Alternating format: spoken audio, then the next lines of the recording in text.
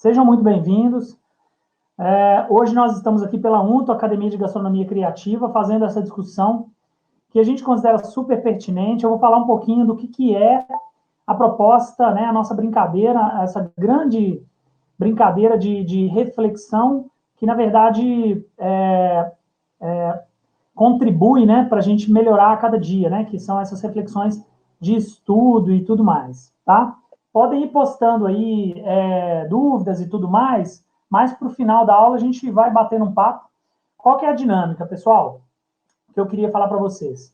A dinâmica é o seguinte: nós vamos fazer, ao longo dessa semana e das próximas semanas, encontros de pelo menos 30 minutos aí, para a gente discutir temáticas importantes para a nossa profissão, tá bom? Então, nós estamos aqui direto da UNTO, Academia de Gastronomia Criativa, para fazer essas discussões, e nunca é tarde de lembrar que a proposta da UNTO é amalgamar reflexões através de conexão, né?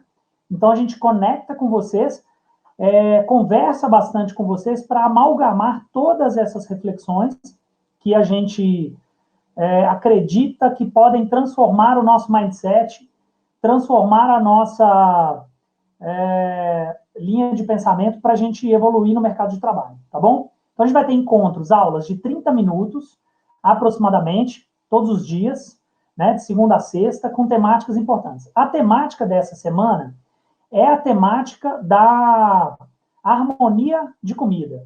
E a ideia sempre da UNTO é sempre ir um passo além. A gente não quer falar só do que está no livro, pessoal. E hoje eu vou falar para vocês um pouco dessa história. A UNTO, ela pleiteia uma transformação de mindset.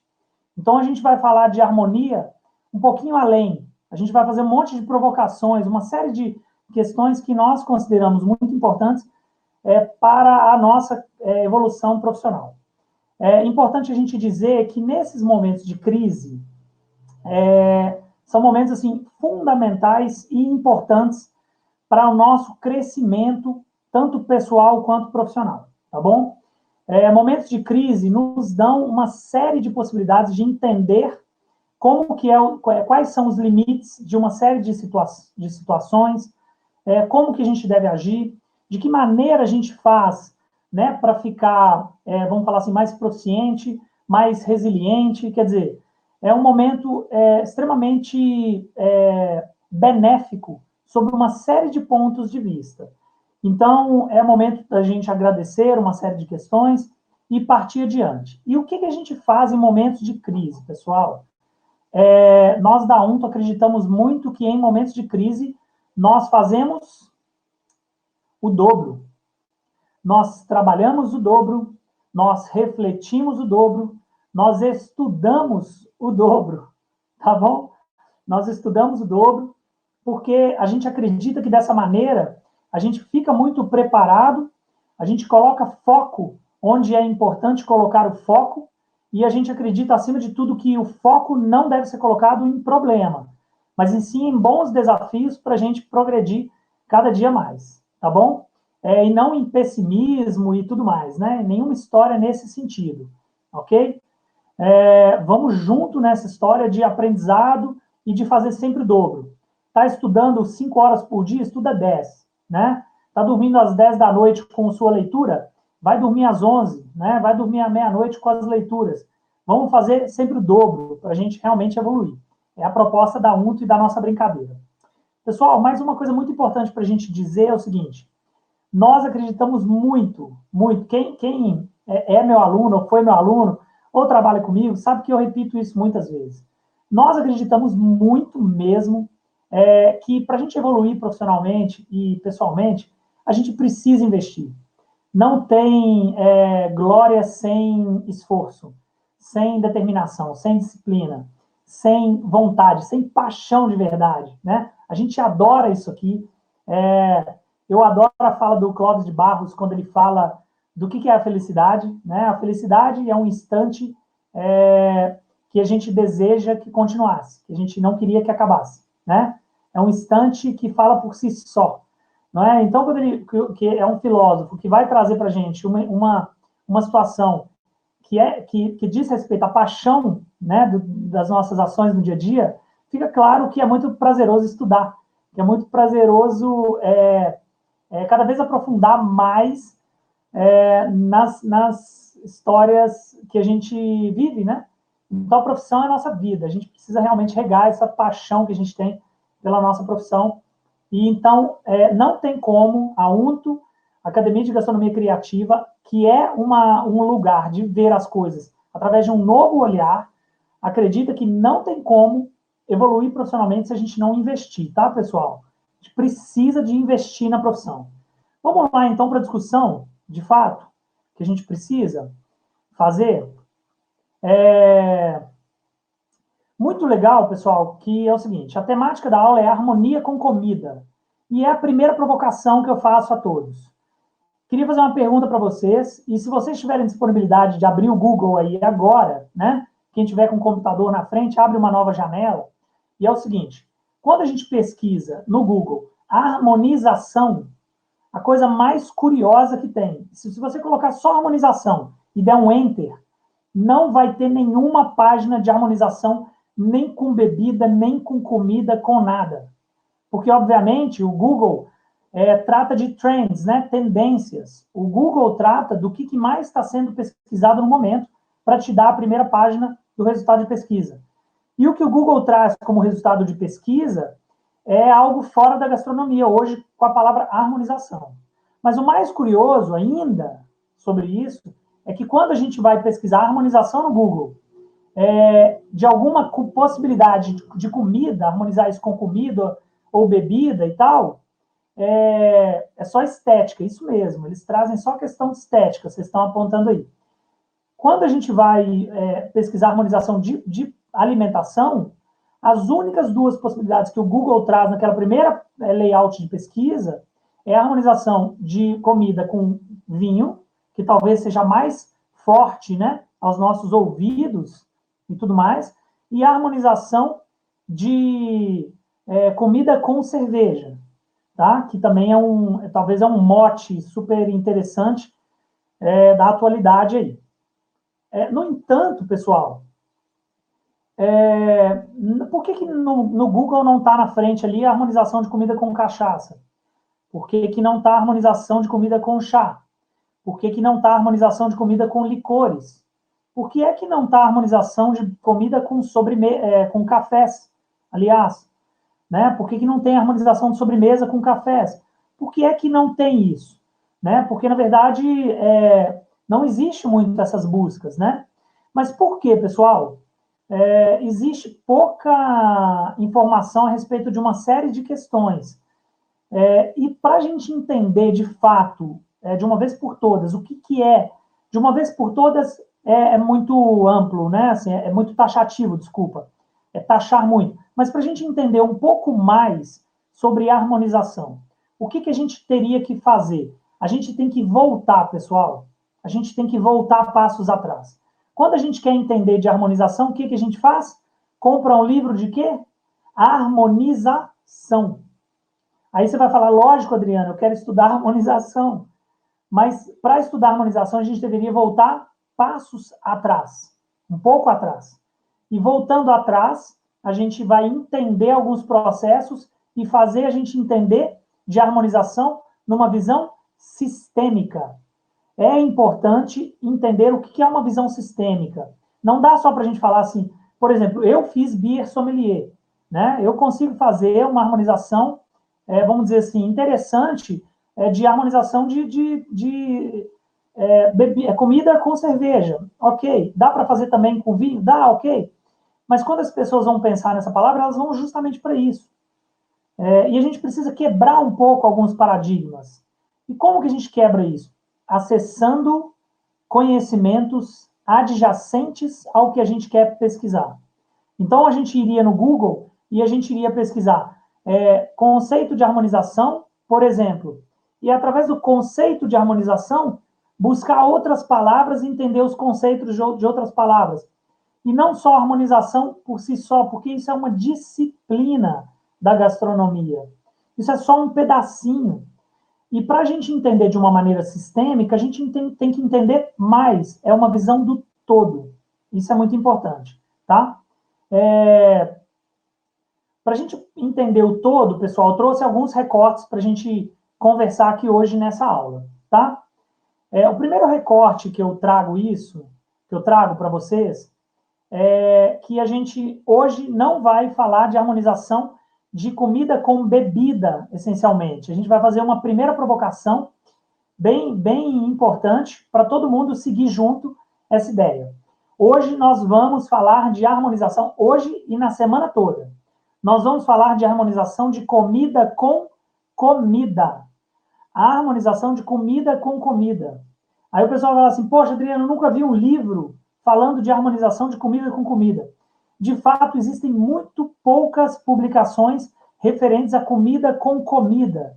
A gente faz isso de uma maneira intuitiva. A gente faz isso de uma maneira empírica.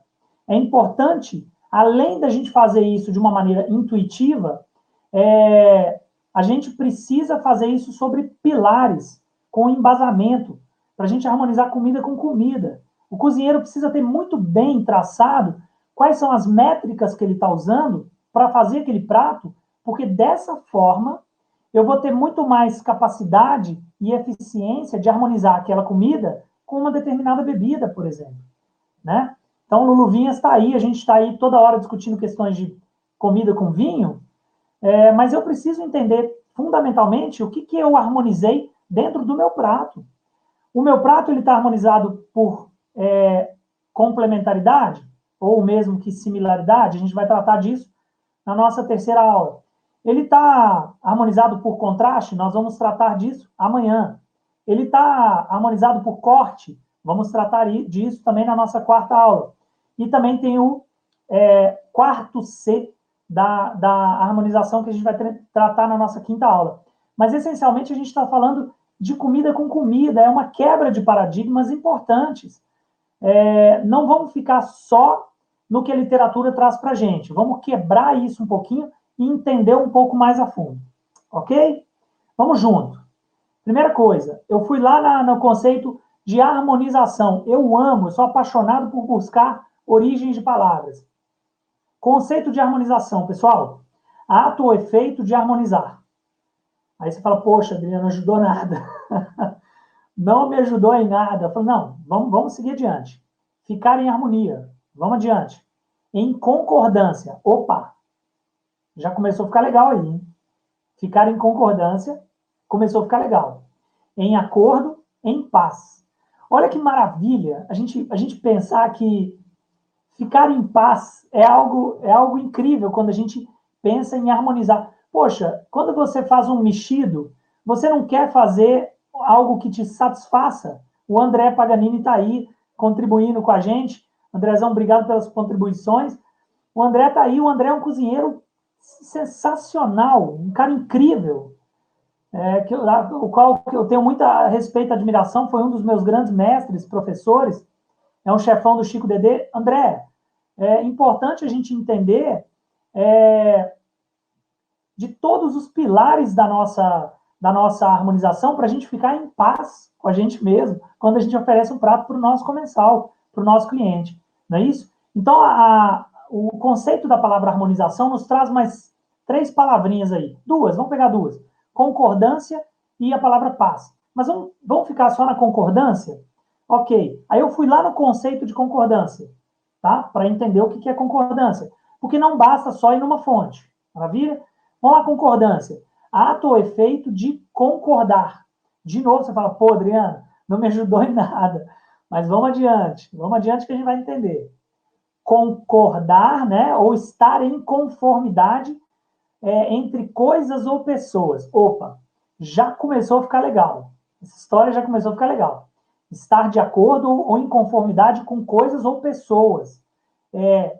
Em conformidade com propósitos, significa também anuência ou aprovação. Sensacional essa história, pessoal. A gente entender que a harmonização está relacionada com concordância, com paz, com aprovação, né? E com conformidade entre pessoas, pessoal. Então, o primeiro ponto que a gente tem que deixar claro aqui, a harmonização ela é diferente para grupos culturais. ela é absolutamente diferente para grupos culturais. Eu acabei de tirar isso de um conceito da palavra harmonização.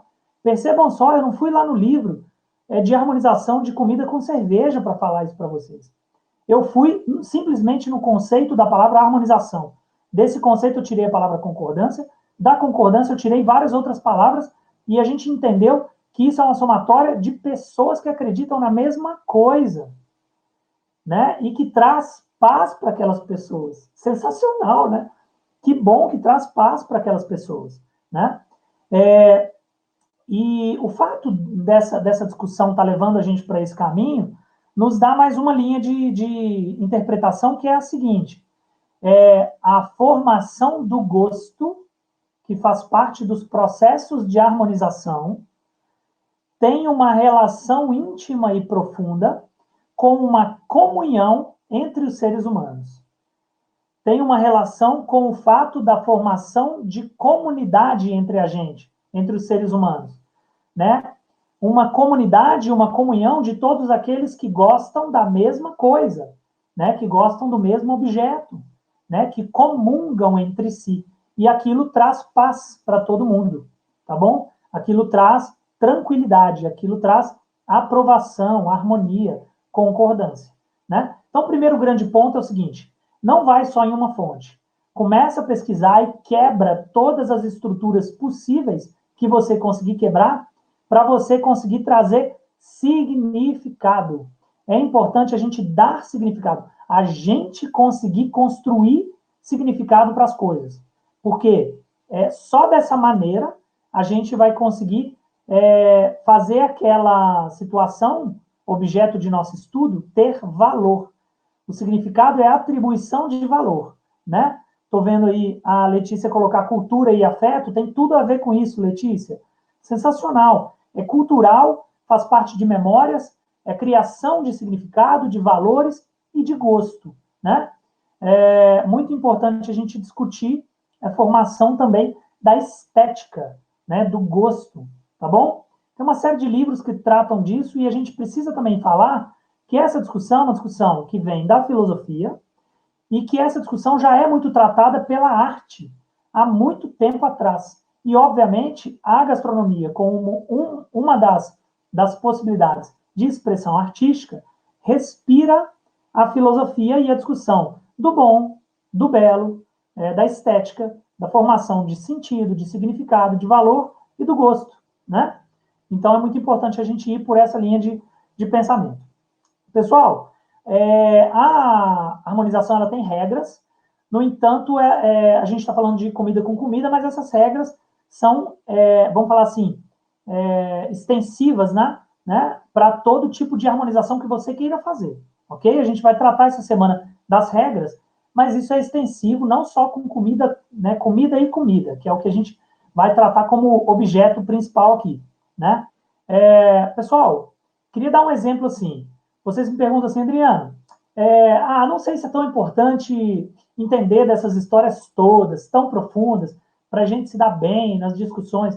Vou dar um exemplo super legal, super prático para vocês. Quero fazer uma massa fresca. Quero fazer um talharim ao molho branco. Super simples. Aí o que eu vou pesquisar? Vou pesquisar na internet ou nos meus livros, talharim, massa fresca, pasta. Vou ligar lá para o meu amigo, vou falar com o chefe que eu conheço. E aí, o que eu vou? O cara vai me dar a receita. Mas antes disso, eu poderia pesquisar os ingredientes. Se eu pesquisar farinha e ovos, eu vou ter uma lacuna de possibilidades muito maior para a criação da minha pasta do que se eu pesquisar só a receita.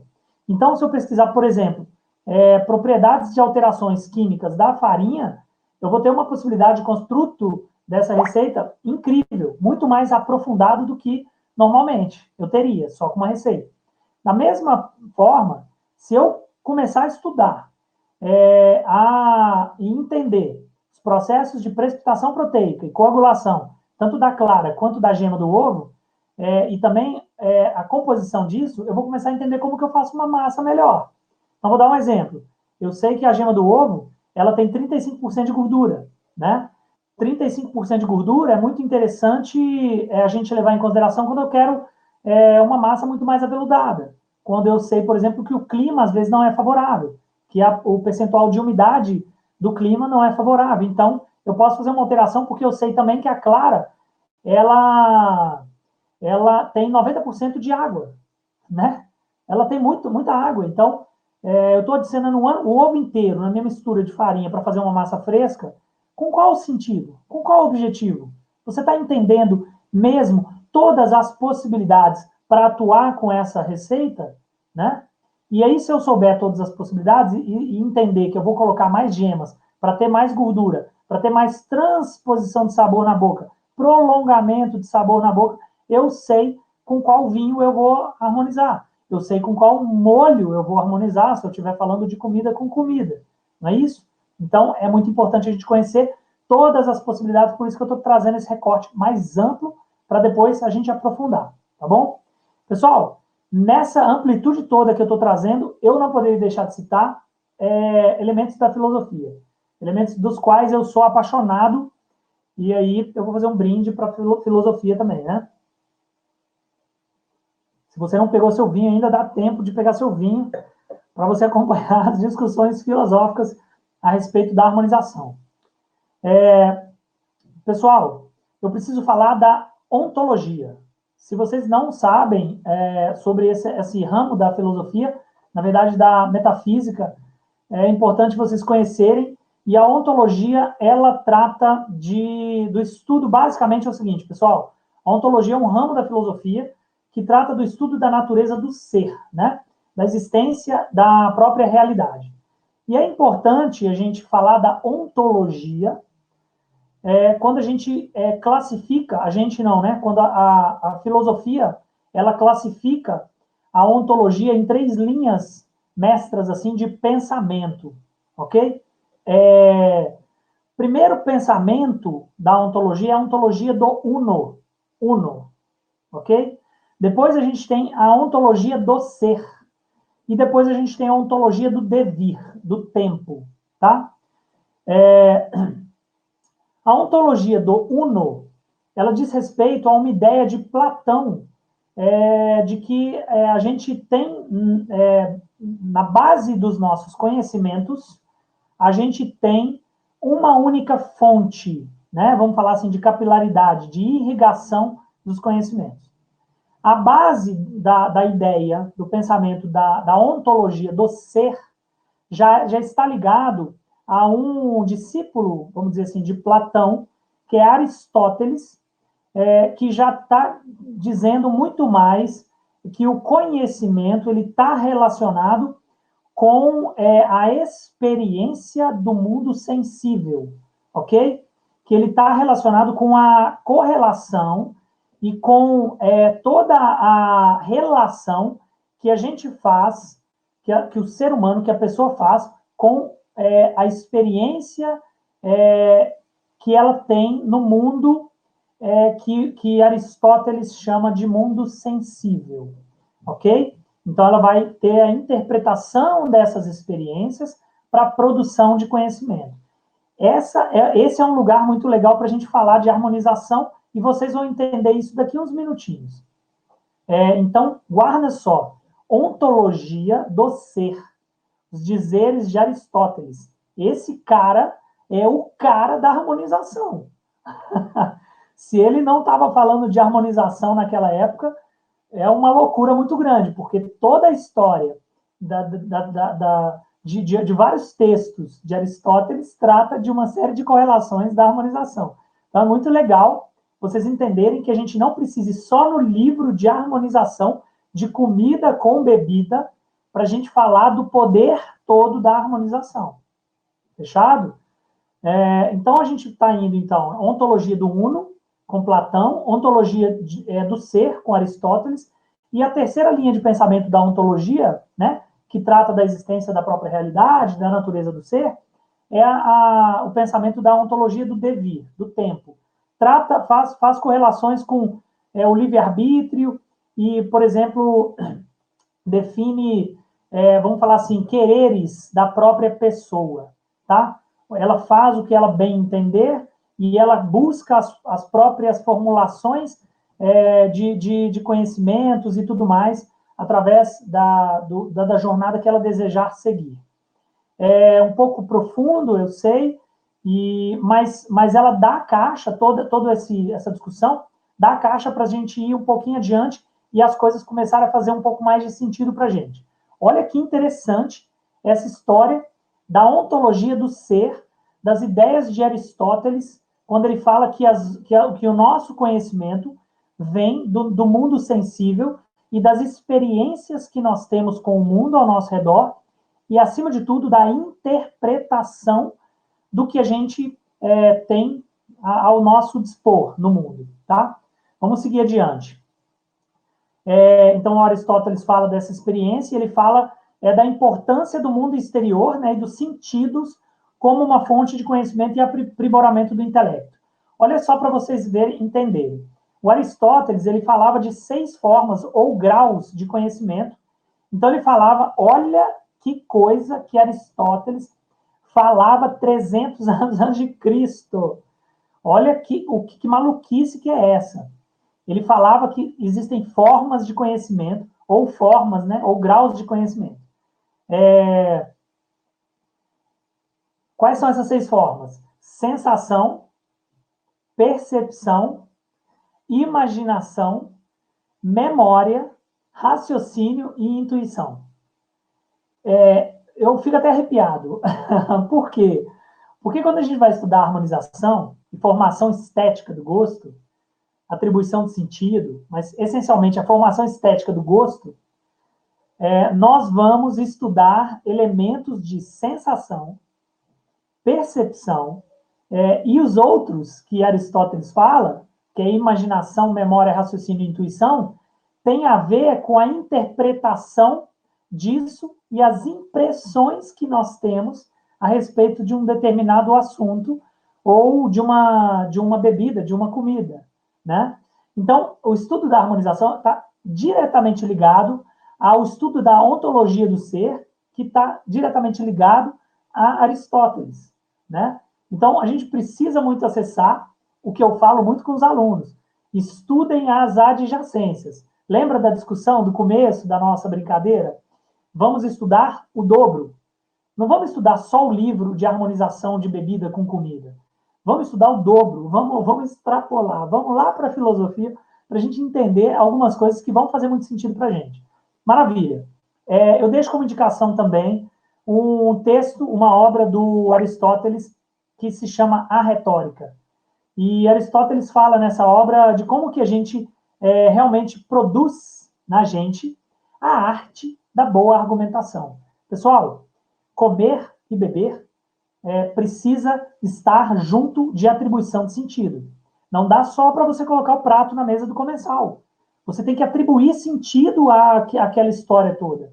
Não dá. Você precisa contar uma história, nem que seja somente falando do preparo e do vinho, ou do preparo. Você precisa atribuir sentido. E para atribuir sentido, existe uma obra de Aristóteles que se chama A Retórica. E essa obra é maravilhosa, né? E ela vai falar para a gente, alguém comentou aí atrás, sobre proporção. Proporção é algo fundamental no estudo estético dos pratos. Percebam que a gente faz isso e a gente busca informação de como finalizar um prato, mas muitas vezes a gente fica batendo cabeça na internet. A gente fica copiando as coisas. A gente não vai na fonte lá da filosofia de Aristóteles para entender o que é proporção, o que é harmonia. Ele traz questões de harmonia que estão dentro do estudo das dimensões da beleza, né? Do belo, do bom, que é um estudo extremamente profundo da área da estética ligada à arte. Então, a gente precisa estar, de fato, ligado com as questões da filosofia. Pessoal, Aristóteles é nosso mestre. Vamos estudar Aristóteles e a filosofia que ele propõe, a ontologia, né? E todos esses estudos para a gente, de fato, compreender o que é o ato de comer. Não faz sentido só comer por comer. E nós, como cozinheiros que somos, é nosso dever levar isso de uma forma mais concreta e atribuir sentido para quem come. Não é só fazer uma receita, não trata-se disso. Trata-se de entender profundamente, quando a gente fizer o dobro, o triplo, 4 vezes mais, 5 vezes mais, no período de crise, que é um período lindo de modificação, como nunca mais seremos os mesmos, toda crise traz modificações profundas, bonitas, basta a gente ver o olhar, né? Ter olhar para isso, basta a gente compreender qual que é o nosso papel nesse momento. E a gente pode fazer algo que a gente tem controle, que é o controle sobre as nossas ações. O resto a gente não tem o controle nos momentos de crise. O importante é a gente estudar. Então vamos acessar essas áreas para a gente entender e atribuir sentido para essas discussões tão importantes para o cozinheiro e para quem come também. Agora eu queria fazer uma frase para vocês excepcional, sensacional. Gente, olha que maravilha essa frase que eu vou falar para vocês. Saber tem a ver com sabor e deve causar satisfação. Pessoal, olha que maravilha isso. Saber tem a ver com o sabor e deve causar satisfação. Trata-se disso. A gente está falando disso. É muito importante a gente entender que o saber tem tudo a ver com sabor, tem tudo a ver com prazer, mas são campos que não, eles não estão separados, que não dá para a gente fazer uma comida boa sem atribuir sentido a ela. É por isso que a gente está aqui. Então, eu queria deixar com muito gosto para vocês a indicação da obra de Aristóteles, A Retórica. Ele vai falar de etos, de logos e de patos. São coisas para a gente atribuir sentido, dar mais sentido ao nosso, às nossas trabalhos da cozinha, tá bom? Saber e sabor. É isso aí. É importante levar agora para vocês também só mais um cara, mais dois, tá? Vou levar mais dois caras para você rapidamente, para vocês. Um deles é um cara que está também fora da nossa área de comida, essencialmente, mas que diz muito respeito a gente. O nome dele é Jorge Didi Huberman. Ele é um filósofo, um erudito, um estudioso francês. Esse cara estuda uma série de questões relacionadas à imagem, relacionadas a como que a gente interpreta algumas questões, né? O estudo mesmo dessa questão da relação do homem com o que ele enxerga. E ele tem um livro muito, muito bacana que se chama, em francês, Ce que nous voyons, ce que nous regarde. E essa expressão ce que nous regarde, né? O ce que nous voyons, ce que nous regarde, é o que vemos, o que nos olha. Né? Tudo que a gente vê e que nos olha de volta. Mas essa expressão ce que nous regarde, em francês, também significa não só o que nos olha de volta, mas significa o que nos diz sentido, o que nos diz respeito, o que tem realmente significado para todos nós. Então, é muito bacana quando a gente vai ver a obra do Jorge Didi Huberman e entender que eu gosto de um vinho pela sua acidez, em função daquilo fazer sentido para mim, porque em algum momento da minha vida eu já tive contato com aquela linha de sabor e aquilo fez sentido para mim em algum momento. Ou seja, se eu como um feijão tropeiro, sendo mineiro, se eu como lá nos Estados Unidos, aquilo acaba fazendo muito sentido para mim e me remete a muitas coisas.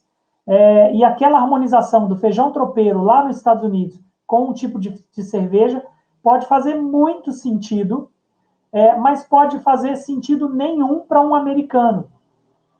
Pode não fazer nenhum sentido para um cara que está do seu lado, que é brasileiro também, mas que não gosta de feijão tropeiro e aquilo não faz sentido para ele. Ou seja, o que vemos e o que nos olha de volta, só nos olha de volta porque faz sentido. Então eu gosto de um tipo de estética, de um tipo de construção visual de um prato, de uma finalização, porque eu já consumi aquela história anteriormente. O exemplo disso tudo é a cozinha molecular. A cozinha molecular é fantástica para exemplificar isso, porque muitas pessoas não veem sentido nenhum naquilo, sabe? E por que elas não veem sentido nenhum naquilo? Porque elas não vivenciaram isso. Porque a cozinha molecular foi muito fugaz, foi um período de 10, 20 anos, vamos dizer, década de 80 para 2000, né? E poucas pessoas no mundo tiveram acesso a esse tipo de informação e puderam experienciar isso de verdade. Então, para muitas pessoas, aquilo não faz sentido. Então, o Didi Uberman fala isso na obra dele, né? Então, essa atribuição do Didi Uberman para a gente entender o que faz sentido para a gente, o que é harmonia, a harmonização, lembra do começo da aula? A harmonização é a possibilidade da criação do gosto, e a criação do gosto é a possibilidade da gente estar em comunidade. Então, o que faz sentido para um grupo de pessoas. Então, a harmonização, pessoal, ela depende de região para região, depende de cultura para cultura, e depende das relações que nós vemos e interpretamos do mundo sensível, como já dizia Aristóteles, e o estudo da ontologia do ser, ok? Da filosofia. E o outro cara que eu queria mostrar para vocês é o Nicola Perulo. Esse cara, né, que tem esse livro O Gosto como Experiência, ensaio sobre filosofia e estética do alimento. É um cara sensacional, aí já está dentro da nossa área, não poderia deixar de citá-lo, porque ele também vai trazer essa atribuição de sentido muito fortemente para a gente, nesse sentido de buscar mesmo elementos, construtos que fazem verdadeiro sentido para a gente na hora da gente harmonizar comida com comida, que vai ser um mote nosso de harmonização desses nossos encontros, mas que vão valer para harmonização de comida com bebida e do que a gente quiser. Queria falar para vocês que eu dei essa aula na pós-graduação de tecnologias cervejeiras da UniBH, há pouco tempo atrás, e no primeiro dia de aula de harmonização, não sei se tem algum aluno meu acompanhando hoje aí, não sei se tem gente que teve, né, nessa aula de tecnologia cervejeira, foram aulas incríveis, e no primeiro dia de harmonização dessa aula, o livro é esse aqui, tá? Vou deixar aqui, ó, Gosto como Experiência, do Nicola Perulo, tá?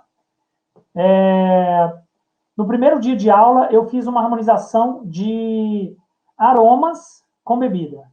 Eu não harmonizei comida com bebida e não procurei somente fazer análise sensorial. Mas a gente harmonizou a gente harmonizou aromas com bebida. E foi uma situação incrível. Então, nesse dia, a gente fez essa harmonização, então é muito legal a gente falar que extrapola, né? Que a harmonização ela extrapola talvez o que a gente pensa como harmonização e que também a gente precisa olhar isso como um todo, né? De uma maneira geral. Pessoal, eu preciso dizer que a atribuição do gosto, o conceito dele, traz de fato para a gente a ideia de que para uma coisa fazer sentido, ela depende da opinião, que na verdade a impressão, a gente vai chegar lá, de quem está apreciando. Não adianta falar que existe uma regra que eu estou falando para você que funciona. Depende de você me falar se funcionou para você. Lembra da história de que depende da sua experiência, ok? Então a gente vai tratar de algumas questões como ideias norteadoras, mas elas não são regras absolutas em hipótese nenhuma. Depende das suas experiências. E já que depende das suas experiências, o que eu falo de proposta? Você precisa entrar numa busca alucinante por novas experiências. Vai ler filosofia, vai sair para um lugar que você nunca foi, vai experimentar algo que você nunca experimentou. Alguém está perguntando, Lulu Vinhas, né? Gosto e sabor é a mesma coisa? Na verdade, eu acredito que são áreas importantes para a gente discutir, como eu acho que o gosto é um pouco mais complexo do que o sabor, tá, Lulu Vinhas? Mas a gente pode falar isso com calma num próximo momento, tá? De fato, eu acho que tem linhas diferentes acho que é tênue, mas acho que o gosto, a atribuição do gosto é algo mais amplo, né? Já que a gente está falando do conceito do gosto, tá bom? Vamos lá, então, para a gente falar, para ir para o momento final da aula e para eu fazer uma provocação muito grande, muito pertinente para todos vocês aqui. Vamos falar, então, dos estímulos que a gente recebe para a gente harmonizar, ou seja, comida com comida ou comida com bebida.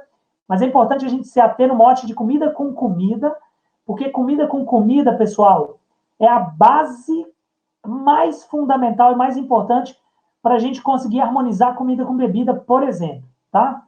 Mas a gente não vai ficar só harmonizando comida com comida, nem comida com bebida. A gente vai explodir as possibilidades que tem ao nosso redor. Vocês vão ver no final dessa semana, dessa discussão toda de harmonização, como que a gente vai abrir nossos horizontes e modificar nosso mindset para a gente realmente harmonizar comida ou bebida ou qualquer coisa com qualquer outra coisa, e vocês vão ver que a base teórica que a gente está discutindo vai dar para vocês alicerce para isso. Fechou?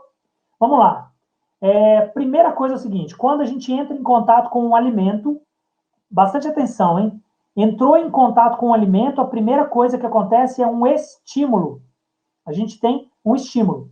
Esse primeiro estímulo é chamado de sensação, ok? Sensação, lembra que Aristóteles falava isso? O primeiro grau de conhecimento, ou formas de conhecimento de Aristóteles, era a sensação, ok? Então, a gente vai falar de sensação. Primeiro contato com um alimento. A gente tem uma sensação. Ótimo.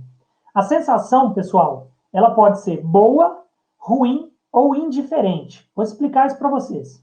Primeiro, vamos no conceito de sensação? Vamos lá para todo mundo entender. Sensação, processo pelo qual um estímulo externo ou interno provoca uma reação específica, produzindo uma percepção. Então, a gente até adiantou já um próximo ponto de discussão, que é a percepção, que também estava nas discussões de Aristóteles, se a gente lembrar lá atrás.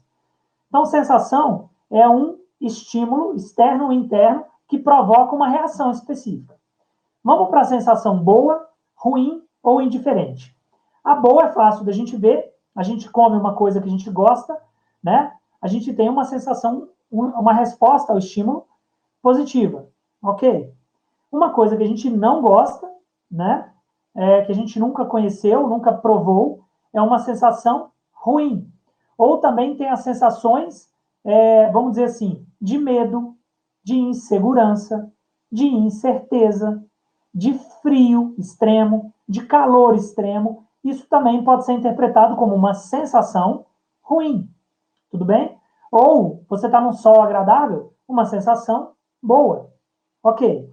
Vamos entendendo, porque essa linha é super legal de construção, para a gente entender o todo agora, e eu fazer a provocação para vocês, a mais legal de todas, hein? Vamos lá. Sensação indiferente. Pessoal, sensação indiferente. Vou dar 2 exemplos. Dentro da comida e fora da comida. Dentro da comida, uma lasanha. Tá? Vamos para a lasanha.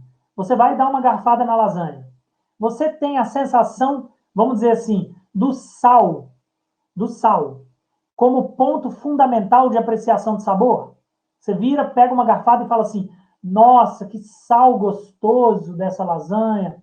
Ai, que sal maravilhoso. Nossa, essa lasanha tem um sal, hein? Que sal. É assim que a gente faz? Na verdade, a gente vai para outros elementos. A gente fala, nossa, essa lasanha está muito saborosa. Nossa, eu acho que essa carne aqui, ou eu acho que esse legume tostado, deu o maior toque nessa lasanha. Não é assim que a gente fala?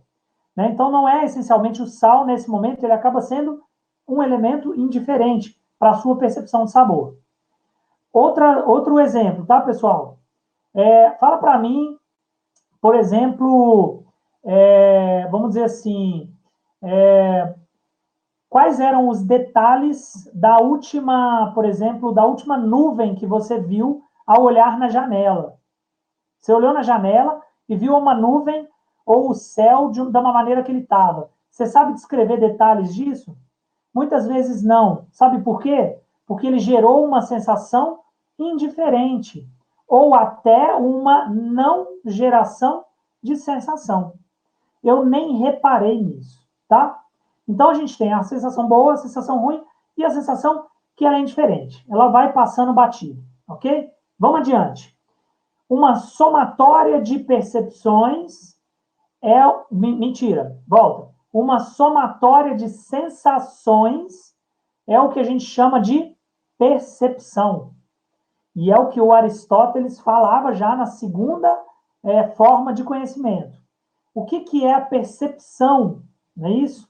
É justamente o começo da atribuição de sentido que a gente vai dar para aquela experiência, tá? Então, a gente consegue começar a ter uma percepção dessa somatória de estímulos, e aí a gente já começa a ter um norte, né, do que é aquilo. Existe um limiar, né, de intensidade mínima e máxima também de percepção, de sensações, para a gente perceber ou não. Às vezes a sensação ela é tão pequenininha que a gente não consegue gerar uma percepção daquilo. Está relacionado com a sensação indiferente ou com a não geração de sensação. Ele é tão pequenininho que eu nem percebo isso. Se eu não percebo, eu não consigo ir para o próximo estágio. Qual que é o próximo estágio, pessoal? Somatória das percepções. Se eu tenho a somatória das percepções, eu tenho a impressão. Ok? Então, vamos recapitular. Primeiro estímulo que eu tenho com contato com o alimento, eu tenho uma sensação.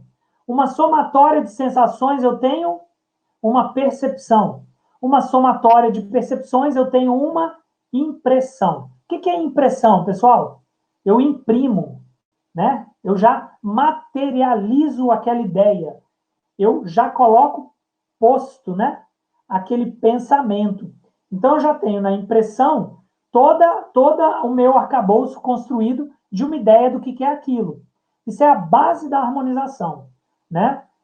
Como que eu realmente consigo imprimir alguma ideia do que eu estou comendo ou bebendo, ok? Através dessas sensações, percepções e impressões. Ok, as percepções, né? Elas estão alicerciadas por 5 sentidos. Os nossos 5 sentidos. Vamos a eles. Visão, olfato, paladar, tato e audição. Visão, olfato, paladar, tato e audição. Maravilha.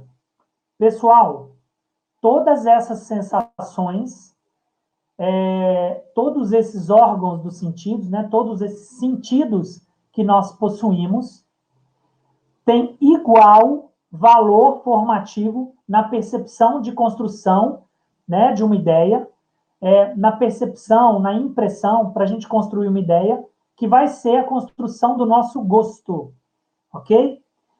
Todos os sentidos, veja bem o que eu estou dizendo, todos os sentidos têm igual valor formativo. Aí eu vou fazer a provocação máxima da noite. Mas antes, saúde.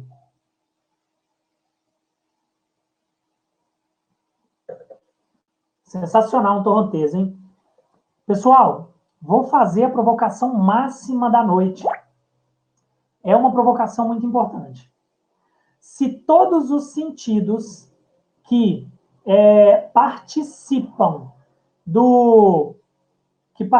da formação da percepção, de impressões, para a gente formar o nosso gosto, e se eles têm igual valor, né? Por que olha só a provocação, por que que nós fazemos a harmonização somente pautada na percepção de paladar e olfato? Vou repetir. Por que que nós buscamos e construímos harmonizações somente usando as atribuições dos sentidos do paladar e do olfato? Por que a gente faz isso? Percebe? Percebe como que a provocação é importante? Olha só para vocês verem o que a gente está discutindo aqui. Nós estamos dizendo que a maioria das propostas dos cozinheiros e de quem trabalha com harmonizações, sejam eles sommeliers, né, de diferentes tipos de bebida, ou propriamente um maître ou um cozinheiro que tem correlações com essas áreas. Por que a gente faz essas harmonizações somente 90% das vezes pautado no paladar e no olfato? A gente usa a visão para o vinho e a gente usa muito a visão também na comida. Sabe onde? Na finalização de prato, né? O visual também. Mas a gente usa sem as métricas de harmonização. É a coisa mais interessante. Sabe, assim, a gente percebe pouco esses elementos. Eu diria que o sommelier, ele entende muito mais do quesito, do sentido visão, do que o cozinheiro. Muito mais. O cozinheiro pensa só na figuração, só não, tá? Só seria muito taxativo. O cozinheiro pensa muito mais na apresentação como um elemento estético. E onde ele vai buscar esses compostos estéticos? Na reprodução do que o mercado já faz, né? Ele vai buscar na reprodução do que o mercado já faz, e não na estética da filosofia, não na estética do bom e do belo, né? Não na estética por exemplo, estudada por textos clássicos, antigos, não em Aristóteles, não nas belas artes, né? A gente não vai lá na fonte, muitas vezes. Por que eu estou fazendo a provocação? Porque, vou provocar, por que a gente não faz harmonização comida com comida, levando em consideração o tato, a sensação tátil da boca? Percebe que a construção de uns 8, 10 anos atrás, de que todos os pratos tinham que ter alguma coisa crocante em cima, finalização tem que ser um crisp de couve, finalização tem que ser um torresmin, finalização tem que ser uma farofa crocante disso, finalização tem que ser aquilo, sabe? Por que a gente...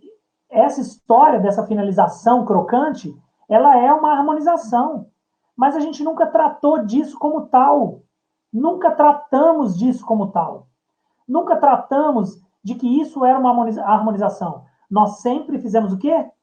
Reproduzimos, que é um grande perigo da nossa profissão. É um dos grandes perigos da nossa profissão. Como a nossa profissão trata para sermos proficientes e termos savoir-faire, sermos bons, nós precisamos reproduzir exaustivamente os processos na cozinha, nós caímos num grande erro de não analisar o antes da reprodução, entende? E esse antes da reprodução é a harmonização. E por que a gente não pensou nisso, né? Então, queria fazer só essa consideração, pessoal. Queria fazer mais essa consideração com vocês, que é a consideração final. Por que a gente não usa esses elementos de harmonizar com mais elementos? Por que a gente não harmoniza com mais questões sensoriais? Por que a gente não usa, por exemplo, a audição para harmonizar? Por que a gente não harmoniza? Por que a gente não faz um prato que tem o tato e a audição como elementos principais para chegar ao comensal, e não só paladar e aroma e visão, por exemplo? Percebe? Então, pessoal, a provocação que eu fiz com vocês no começo da aula, que era aquela provocação de que eu, na pós-graduação, dei uma aula onde eu harmonizei aromas com bebida, o que eu fiz foi fazer fumaças. Eu fui na aula, levei minha caixinha de fogo, pequenininha, comecei a fazer fumaças com maltes, diversos tipos de maltes, e comecei a fazer processos de defumação no meio da sala de aula, mó doideira lá na UNA, na Uni, foi lá na Uni, lá no Estoril. Começamos a fazer essas harmonizações todas com aromas. Então, passava com a caixinha de fogo e a galera cheirava e bebia. Então, por que não pode ser desconexo só com a coisa do comer, principalmente, né, da boca? Com o sabor como principal, vamos falar assim, mote de comparação, de harmonia e tudo mais. Eu acho que a gente podia entrar na proposta da UNTO. A UNTO, Academia de Gastronomia Criativa, tem a proposta de reflexões do ir além, transformação de mindset. A gente não quer pegar só um livro que traz para a gente a informação e debater. A gente quer, lembra da nossa história, do que é para fazer em momento de crise? Fazer o dobro? A gente quer estudar 2 vezes mais. A gente quer conectar com vocês 2 vezes mais. A gente quer criar novas lives com vários convidados. A gente quer que as pessoas nos convidem. A gente quer expandir. E a gente quer extrapolar o que já está posto. É muito bacana a gente tentar ir por essa linha de atuação. A gente começar a harmonizar, por exemplo, o que a gente escuta na comida quando a gente come. A gente escuta qual o som? Será que eu consigo harmonizar os sons, né, da comida? A batata crocante junto com o creme. O creme, pessoal, o creme, ele tem algum som na sua mastigação, a comida pastosa. Então, não é só o crocante ou o firme que faz barulho na boca, né? Tem outras texturas. E essas texturas, além da sensação tátil, a gente pode aproveitar a audição para fazer a harmonização. Se não seguem ainda a UNTO, Academia de Gastronomia Criativa, passem a seguir lá no Instagram, mandem para mim também aqui no meu Instagram contribuições para a gente fazer juntos outras questões, né? Se existe algum... O Sidney falando... Sidney, obrigado pela presença, cara, e pela pergunta. Se existe algum chefe com deficiência visual. Cara, excelente pergunta. Eu não conheço um grande chefe com deficiência visual severa, assim, super limitante, mas eu conheço e conheci vários chefes que tiveram vários momentos da vida com deficiências ou perdas de sensações dos sentidos. Então, pessoas que ficaram com falhas gravíssimas na sensação do paladar e do olfato, por exemplo, mas que mesmo assim conseguiram contribuir fortemente com sua profissão, sabe? Obrigado, pessoal, que participou. Pessoal, as dúvidas, entra lá no UNTO ou manda aqui para mim. A gente está com a plataforma da UNTO também no YouTube, que está sempre, toda semana, com vídeo novo. A gente está com o podcast da UNA, que está lindo, da UNTO, que está lindo, tá? O podcast da UNTO, Academia de Gastronomia Criativa. Pessoal, obrigado. Queria agradecer a todos a presença aí. Dizer que, para vocês, que eu estou na área aí para as discussões, que para mim é um grande prazer estudar cada vez mais para estar com vocês. Eu cito de novo Clóvis de Barros, quando ele fala da felicidade. Felicidade é desejar que um instante de vida durasse um pouco mais. E esse instante de vida aqui, agora, eu desejaria, assim, desejo que dure muito tempo, né? Eu gostaria que não acabasse nunca. Então, eu queria muito que você compartilhar com vocês que falar de gastronomia, vivenciar a gastronomia, para mim é uma felicidade profunda, verdadeiramente profunda. Grande prazer, grande satisfação de estar com vocês aí. Foi sensacional, incrível mesmo. Muito obrigado. Amanhã tem mais. Amanhã a gente vai falar de harmonização por contraste. Aí amanhã a gente vai também dar um panorama legal aí, super bacana a gente seguir juntos. Beleza? Grande abraço. Tá aí a chamada aí no YouTube já para vocês. Amanhã tem mais. Os 4 Cs da harmonização. Vamos junto, porque vai ser maravilhoso. E a gente precisa mesmo de estar juntos para a gente aprender sempre juntos. A gente só aprende quando a gente está junto, tá, pessoal? Valeu, muito obrigado. Tá lá, vai ficar essa aula vai ficar lá na plataforma da UNTO, Academia de Gastronomia Criativa, lá no YouTube para vocês, tá? Para acompanhar toda a série juntos. Valeu, obrigado. Pessoal, obrigado. Satisfação demais de rever aí queridíssimos alunos e amigos que estão sempre comigo aí nessa toada, mas que já havia tempo que a gente não se falava. Pessoal, muito obrigado. Satisfação enorme. Até amanhã. Grande abraço. Valeu.